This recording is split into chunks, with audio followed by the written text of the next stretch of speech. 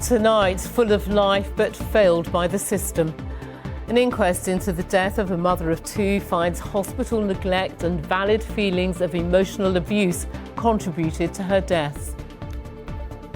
Parents arrested for criticising their child's school say they've been vindicated after a £20,000 payout. Bridget in Bronze, London's favourite singleton, is immortalised in Leicester Square and... I'm getting in a spin on one of London's newest ice rinks! Good evening. Full of life and loved by so many, Michelle Sparman died after being felled by the psychiatric ward she went to for help. That's the conclusion of an inquest into the death of the 48-year-old mother of two who took her own life at Queen Mary's Hospital. A black women's domestic abuse charity has called this a landmark case. The coroner also finding that feelings of emotional abuse altered Michelle's state of mind before her death. A warning, Helen Keenan's report contains details you may find distressing. Described as a loving mother who was loved by many, Michelle's life was ended by suicide at the hospital where she should have been protected. Arriving at the conclusion of her inquest today were her brother and sister and her ex-partner who'd been accused of emotionally abusing her. The response from the police has been utterly appalling. From the outset we were told they don't usually investigate suicides and there was no case, as Michelle had not reported domestic abuse when she was alive. It is therefore a huge relief that the abuse Michelle experienced has been recognised as a significant factor in her decision to end her life. In August 2021, Michelle Sparman from Battersea was admitted voluntarily to the psychiatric unit at Queen Mary's Hospital in Roehampton following an overdose. Her care plan said she shouldn't be in possession of anything that would cause her harm, but staff didn't adequately search her and failed to spot the ligature. The coroner said it was hard to think of a more fundamental failure. Michelle had been struggling with depression and anxiety. The behaviour of her ex-partner was also found to be a factor in her deteriorating mental health, which the coroner described as causing justifiable feelings of abuse. The coroner remarked that when her ex-partner was upset, he was capable of making, particularly in texts, very hurtful comments. He himself used the word bombarded when referring to the text messages and admitted it must have been very difficult for her. Was there justice for her today? Justice, I think, is a big word. I don't think justice really. The family were today supported by the Southall Black Sisters charity, who say Michelle's is a landmark case. Well, I think the coroner recognised that Michelle had a justified feeling of being abused. And I think what the police should do now, the police and the Crown Prosecution Service, is to review this particular case. I think it shows that there is a need for agencies to act and for the police to protect women from abuse and to investigate abuse, which may have resulted in suicide. A spokesperson for South West London and St George's Mental Health NHS Trust said, "We are deeply sorry for the failings in Michelle's care before her sad death in 2021. Following her death, we conducted a full investigation into her care. We have implemented a number of measures to improve safety for our patients. This includes improving how we observe our patients to keep them safe and how we conduct searches for items. We've also worked to improve how we record items brought into wards and systems to monitor patient risk and safety."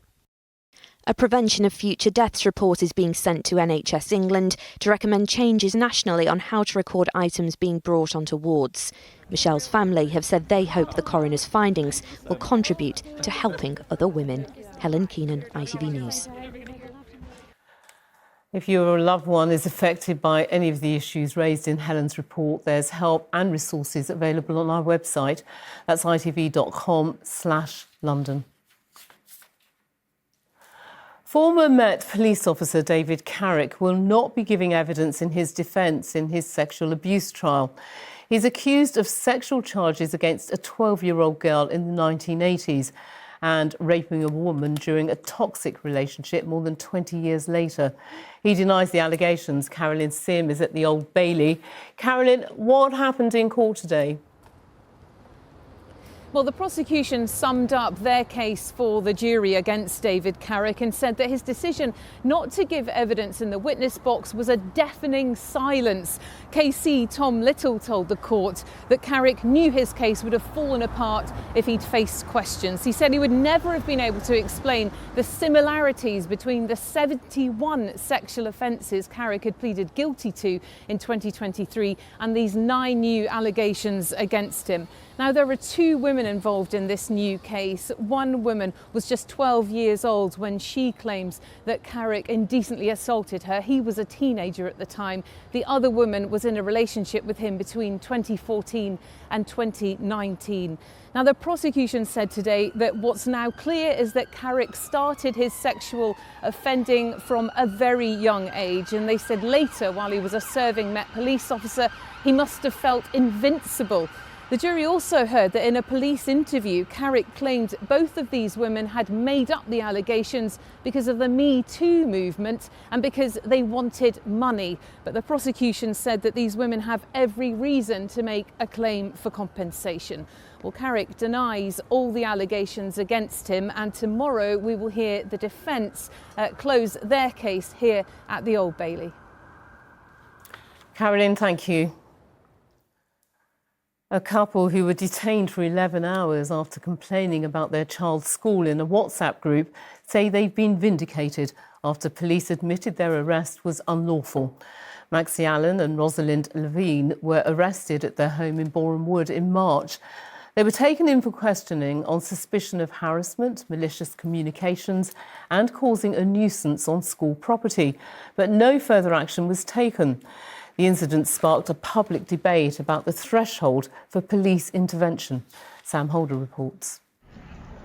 6 police officers approach a family home looking for 2 parents who'd criticised their child's school.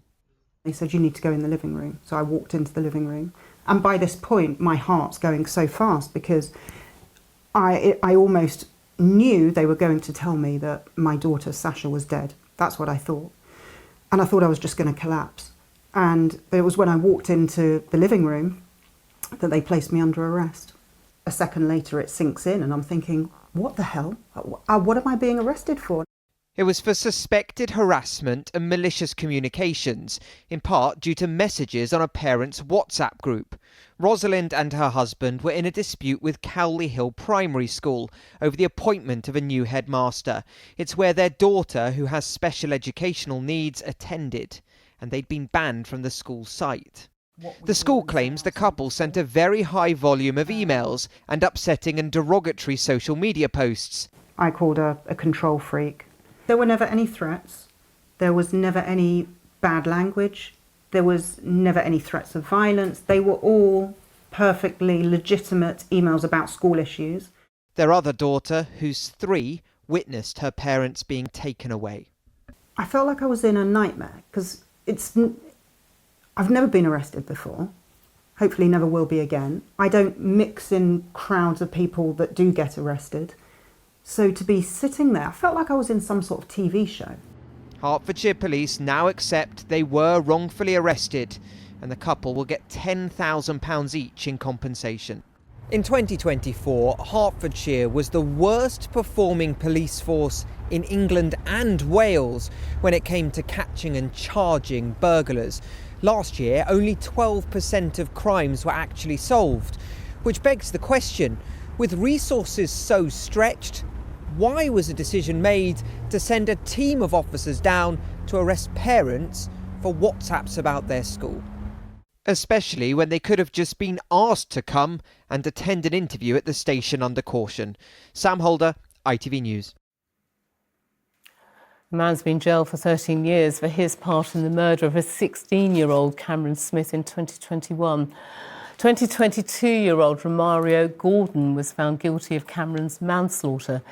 He was part of a group of men who forced their way into Cameron's home in Croydon, where he was stabbed to death in front of his mother. Gordon fled the country after the attack and was arrested when he returned 2 years later.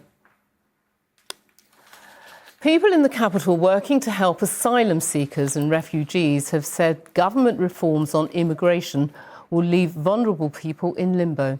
In the last hour, Home Secretary Shabana Mahmood said it's her mission to fix a system that she said is out of control and unfair. It follows a summer of protest outside asylum hotels sparked by a sexual assault case in Epping. But for those at the sharp end of the immigration debate, they fear people won't feel confident to integrate into UK society. Our political correspondent Simon Harris reports. Dr Nurul Haq Nassimi has been helping refugees navigate their new lives in London for more than 25 years. At his English language class in Feltham today, there were students from his country, Afghanistan, as well as Brazil, Iran and Turkey. Dr Nassimi fears the Home Office plans to tighten the rules will leave asylum seekers in limbo. They will live under uncertainty. They cannot feel confidence to contribute their skill to the society. The new rules are being introduced in the wake of the Bell Hotel protests in Epping. In the summer, an asylum seeker staying at the Bell was arrested and later jailed for assaulting a schoolgirl. A short time ago, the Home Secretary told MPs the government must restore order and control over the asylum system. We will do so by making refugee status temporary, not permanent. A grant of refugee status will last 2.5 years, not 5. It will be renewed only if it is impossible for a refugee to return home. Permanent settlement will now come at 20 years, not 5. One controversial idea is for refugees to hand over valuables as a contribution to the cost of supporting them. Those with income or assets will have to contribute to the cost of their stay. But Samaner, who arrived in London from Iran 3 years ago, is horrified that jewellery with sentimental value could be confiscated. Our bracelet, necklace, the most of them are a memory of our country. And the Home Secretary's proposals are expected to face opposition from some London Labour MPs. Simon Harris, ITV News. And still to come, well, hello, Bridget Jones. A bronze statue is unveiled in tribute to the famous Singleton. And I've got 2 questions for you. I'm on one of London's newest ice rinks. Firstly, where is it? And secondly, will it win it though? Snow. I'll answer both, hopefully very soon.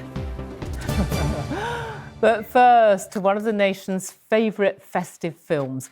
A Christmas Carol is a classic and it's been an essential holiday story since it was penned by Charles Dickens in the 1840s. Over the years, there have been countless interpretations of the cold-hearted main character, Ebenezer Scrooge, and every one is a winner. I'm here to warn you that you have one chance of escaping my fate. One chance, Ebenezer Scrooge. Jacob Marley, speak comfort to me, Jacob. You will be haunted by 3 spirits. 3 spirits? Is that the chance and hope you mentioned? It is? Well, in that case, I think I'd rather not. Let us deal with the eviction notices for tomorrow, Mr. Cratchit. Tomorrow's Christmas, sir. Very well. You may gift wrap them. I like to give. Hey, that's my cab! Sometimes I find myself hurting from giving too much. Fire these people. But it's Christmas. Bah humbug. Well, the actor Matthew Cottle is about to give us his take on the miserly villain turned hero. And he joins me now. And you were in one of those clips. I was in the Patrick Stewart film, playing Dick Wilkins. OK. Sort of young Scrooge's friend. And, And here I am years later playing the old man himself. I was going to say, from the big screen to Alexander Palace. Yeah. A fitting venue for that. Absolutely. I mean, it could not be at a better theatre than the Alexandra Palace. I mean, actually, the walls of the theatre sort of almost blend into our set. It's perfect for Christmas Carol. It really is. I did notice that it's got an age limitation on it. Don't go if you're under 12. Is that because it's so scary? Yeah, well, this particular version's been adapted by Mark Gatiss, who kind of has done a fantastic job of it. But he specialises in all things kind of like ghostly, I would say. And so we do have 1 or 2 extra scares in it. But I think if you were sort of 10 and 11 and not frightened of your own shadow, you'd be fine. There's nothing too scary. A couple of jump scares, but nothing. Okay. Yeah. And we've seen so many different interpretations of it. I mean, what's your take on the Scrooge? Well, I mean, when you're first offered a part like Ebenezer Scrooge, you think, how dare you? I can't, I'm far too young. You just play it truthfully. I mean, it's such a fantastic part for an actor. It's like an old man's Hamlet, really. You don't leave the stage. The only 2 times I leave the stage for 30 seconds where I'm doing, there's a lot of Velcro involved and I'm getting pushed back on in another costume. But just try and tell it truthfully, and you get to play sort of, isolated and angry and grumpy and then vulnerable and frightened, and then at the end, lovable, pleading for your life, and then lovable. You're sort of Father Christmas. So you get to play the whole spectrum. It's honestly, it's a great part. I did it last year at the Birmingham Rep, and I had the best time. It's such a brilliant production, and I really mean that. I think people come along and they'll see Christmas, and they'll come away, and it's such a change and hope, and giving a second chance. It's a lovely show. It really a big difference from playing Prince Edward in The Roses. Yes. Or is it? Or are there any? Be careful. No, very different from playing Prince Edward. But that's great fun to do. People like Harry Enfield and sort of comic geniuses you get to work with on that. Oh, look, there I am. There I am. There you are. This is nothing like that. But I hope we get to do another one of those, but possibly not now. And do you think people are more familiar with you from Citizen Khan, which is what I remember you from? Right. No, the thing I get recognised most from, actually, is a series called Game On, which was kind of like late 90s sitcom, sort of laddie kind of sitcom. And interestingly enough, we've got Neil Morrissey in our production playing Jacob Marley, and who's also very well known for Men Behaving Badly. So the two of us from our 90s kind of laddie culture comedy days are both playing, 2 grumpy old men now. Oh, well, you can take a bit of that grumpy into the Alexander Palace. Just remind us when it's on. So we open this Friday, the 21st of November, and we go through to the 4th of January. 8 shows a week, sometimes 9. 2 on a Saturday, 2 on a Sunday. I guarantee you'll love it. OK, thank you very much. We're rushing down to see you. Thanks for coming in. Please do. Thank you. Thank you. Now, the owners of Sea Life London Aquarium have pledged to listen to constructive ideas about the care of their gentle penguins following a campaign against the bird's captivity. Merlin Entertainments, which runs the aquarium, said it would hold conversations with a diverse mix of people concerned about the welfare of 15 penguins held in an indoor enclosure. The move comes after 75 MPs joined animal welfare activists calling for the bird's release. And the former world heavyweight champion Anthony Joshua from Watford will take on social media star Jake Paul in a professional bout next month. The fight is set for the 19th of December in Miami, with Netflix streaming it live. Now, as if we don't put our Sally through enough, this year, for the first time ever, Leicester Square is hosting an open-air ice rink to accompany its usual Christmas stalls. So, of course, we've asked Sally to get her skates on and stay vertical. How are you doing, Sally? Well, you are. You're staying upright for now. I'm here. I've got a new trick for you. Do you want to see it? OK, fresh from skate school 2 years ago. This is called a lemon, and the great thing about it is it reminds me of me. No, it means my feet don't have to leave the ice rink. Where am I? Leicester Square, look at this. What a brilliant idea. Brand new ice rink. Come in, Reuben. Reuben's going to take me for a spin. Should we do it? Let's go. OK. Oh, right, I'm in. Oh, my goodness. Oh, that is fast. Oh, we're still going. This is kind of fun, actually. Sorry, I'm not the lightest feather in the bus. Thanks, Reuben. That's lovely. That's lovely. OK, that's lovely. OK, we're still going. OK. Oh, my goodness. Oh, I tell you what, that gets your core. Thank you, Reuben. Now, I've got some tricks earlier that some other guys did on the ice, and they are much better than mine. Take a little look at these.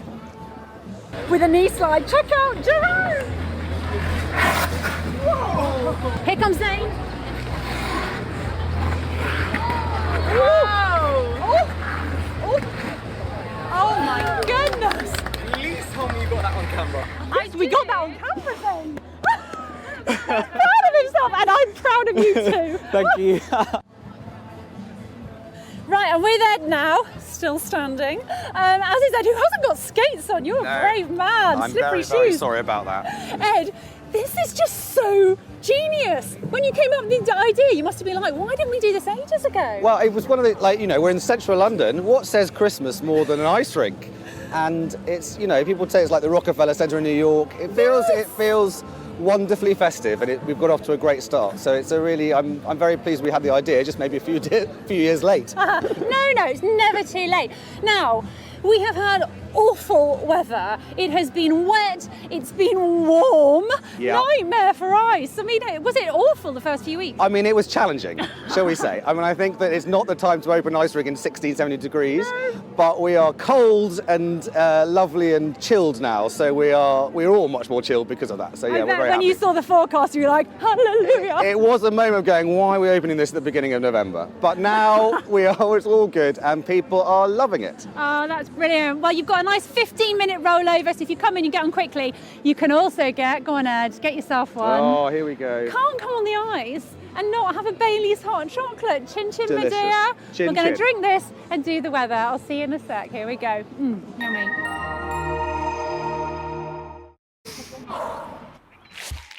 Come rain or shine, Octopus Energy sponsors ITV London weekday weather. Hello again. I hope you had a lovely start to the week. If you think it's cold, imagine what it must be like flying. Oh, brass monkeys. Now, we have got some chilly days and nights to come. An outside chance, very outside, small chance that we might see a little bit of snow. So don't get excited if that's what you want. There's possibly a bit of ice around this week too. But there's also plenty of dry weather. If you look at the air mass chart, you can see where that cold air is all coming from, and it's straight from the Arctic. A bit of an Arctic blast, possibly turning even colder Wednesday, Thursday. As for the detail, well, on with this evening. Lots of clear skies overnight tonight. There'll be some cloud moving in, but our temperatures are still going to tumble right down. Possibly some rural frost around, and we're going to end up close to freezing. So, as we go into tomorrow, another really cold start. You can see some early cloud around and maybe the odd little bit of light rain first thing, but plenty of dry weather on the cards, and things do brighten up a bit as the day goes on. Our temperatures will end up similar to today, highs of about 6 to 9 degrees. So again, feeling quite cold. And then for the evening, you can see that cloud returning, and again, possibly a shower here or there, but plenty of dry weather too. But overnight, that rain sinks south, and that's where possibly by Wednesday morning, we might just see some snow. But like I said, very outside chance at the moment, just worth mentioning because you might be hearing a lot about it in the news. So as we go through the rest of the week, you can see there will be some sunshine at times, cold, crisp weather on the cards. That's it. Take care, have a super evening, and I shall see you later on. Octopus Energy sponsors ITV London weekday weather. Now, while the temporary ice rink puts punters in a spin, there was also a more permanent spectacle unveiled in Leicester Square today. London's quintessential hopeless romantic has been immortalised as a statue of Bridget Jones. She joins other film royalty on the scenes on the Square Trail. There to see her bronze cast stand beside the likes of Paddington and Mary Poppins were the two women who brought Bridget to life, author Helen Fielding and actor Renée Zellweger. Sally Bildolf was also there. 3, 2, 1. Could it get more Bridget? Second attempt, much improved, but the diary entry would read, "Love the statue." The hapless British heroine captured for the ages and now resident on Leicester Square in London. But why choose to cast Bridget in bronze? It's her humanness, isn't it? Trends change and the way people dress and how we, entertain ourselves changes, culture changes, but our humanness, our vulnerabilities, the things that scare us, the things that we hope for, that doesn't change. I decided to take control of my life and start a diary. We first met Bridget almost 25 years ago, gripped by her diary musings and foibles. We saw her fall in love with Mark Darcy, get married, have children, and then reinvent herself as a widow in Mad About the Boy. I've set you up on Tinder. What's Tinder? It's on the older Bridget from the latest film that the statue is modelled. And for creator Helen Fielding, seeing it alongside other iconic movie characters in the square is a dream come true. I'm very honoured, especially that, you know, it's in the footsteps of Harry Potter and Mary Poppins, and especially Paddington Bear. You know, the funny thing about Bridget is with a franchise, there's usually a sort of special effect. There's a superhero, there's things blowing up. But with Bridget, there's nothing. It's just a point of view. It's just a woman. It's just a particular, honest perspective on things. And Bridget is also the first statue for a rom-com. Quite a departure from Chardonnay, cigarettes and big knickers. Sally Biddulph, ITV News. Finally, from stand-up stages to blockbuster movies. For more than 30 years, comedian and actor Omid Djalili has been a London boy in the spotlight. He was born in the shadow of Stamford Bridge and grew up in West London. Now he's returning to the capital for part of his new stand-up tour, with dates at Union Chapel and Cadogan Hall. Before hitting the road, he sat down for a chat with Natalie Bohr, who asked him how it felt being back on the road. It's the best and the worst job in the world. Worst is there's a lot of travelling, there's a lot of, you know, preparing. You've got to, it's the material really, but actually getting to the gigs. I think because I'm older now, I've just hit 60, and you were supposed to say you don't look 60. Sorry, you don't look 60. Thanks. But I think that now when I'm older and I've got no filters, people like that. You just like, he's just going to say, because he doesn't really care. He doesn't care about it. My reputation's gone a long time ago. I've lost my marbles, I've lost my body. I'll just get up and say what I think. You look great. See, I did it that time. I look great. She said that really, really authentically. I'm learning. I feel like a caged animal. I can't wait to get on stage.